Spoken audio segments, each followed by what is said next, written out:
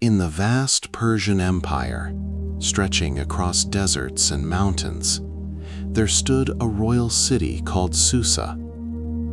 Its palace walls shimmered in golden sunlight. Its banners moved with the desert wind.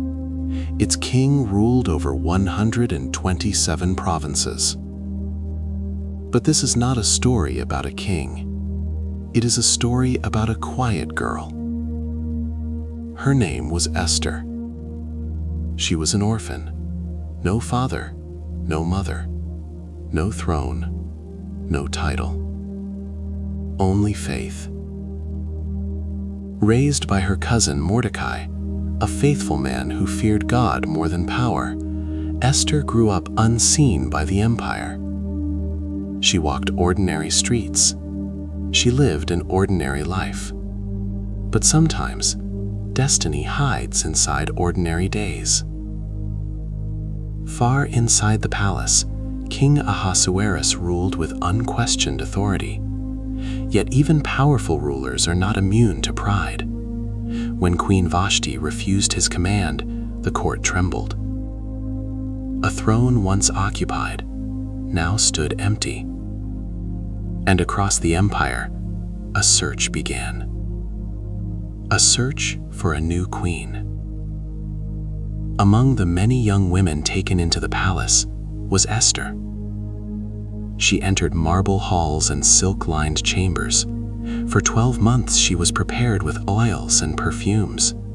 Jewels replaced dust. Royal garments replaced simple robes. But something inside her did not change. Her humility. She did not compete loudly. She did not demand attention. She listened. She observed. She waited. And when her moment came before the king, he saw something rare. Not just beauty, grace, strength, quiet confidence. And Esther was crowned queen. But she kept one secret. She did not reveal that she was Jewish. Meanwhile, a man named Haman rose in power.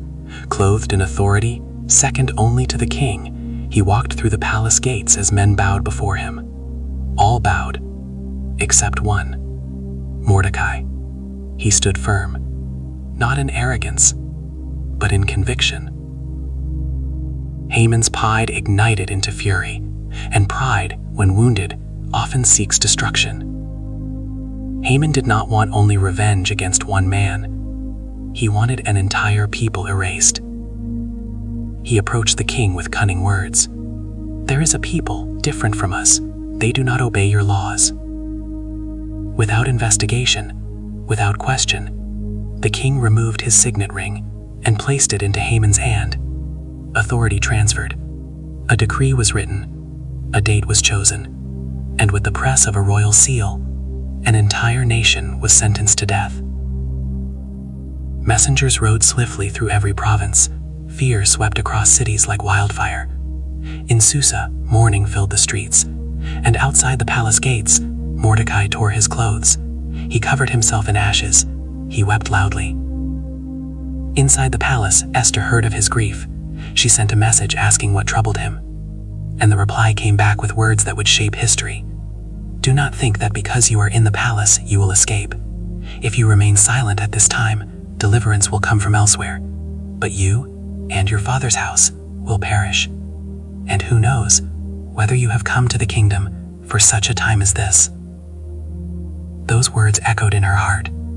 For such a time as this. But the law was clear. Anyone who approached the king uninvited could be put to death, unless the king extended his golden scepter. Fear was real. She was queen, but she was still human. Esther sent word back to Mordecai. "Gather all the Jews in Susa, fast for me. Do not eat or drink for 3 days." And she said, "If I perish, I perish." For 3 days the people prayed. For 3 days they fasted. And on the 3rd day, Esther dressed in royal robes, not as a victim, but as a woman of courage. She walked down the long palace corridor. Each step echoed against marble floors. Guards stood still.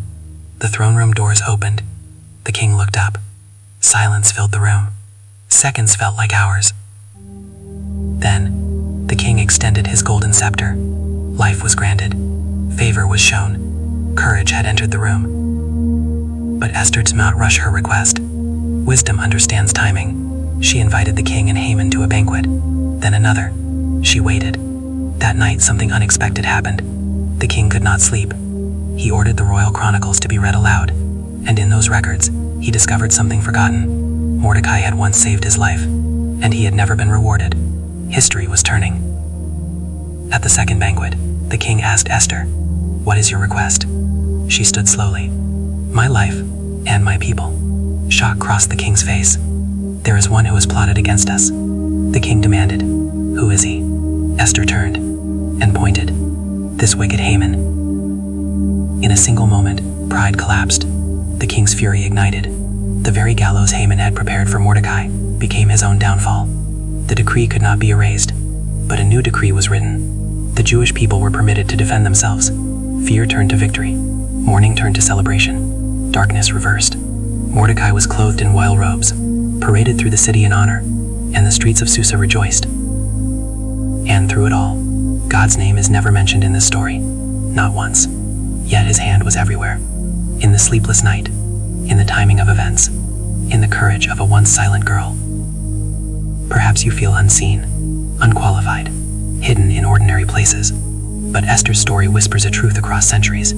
You may be exactly where you were meant to be, not by accident, not by chance, but for such a time as this.